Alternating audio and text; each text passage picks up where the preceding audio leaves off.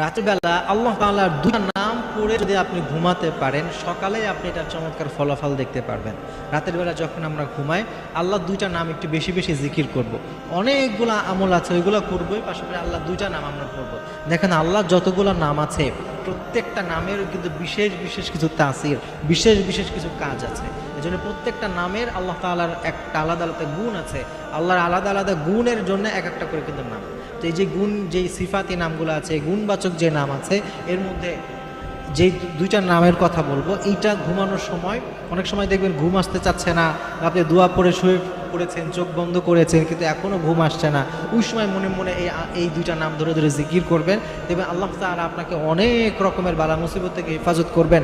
আল্লাহ আপনার রিজিকে বারাকা দিবেন, আপনার সংসারে বারাকা দিবেন, অনেক রকমের উপকার আপনি পাবেন। সেই দুইটা নাম হচ্ছে, একটা হচ্ছে আল্লাহ, মানে আল্লাহর যে জাতি নাম, সত্তাগত নাম, এই আল্লাহর নামটা বেশি পড়বেন। আর দুই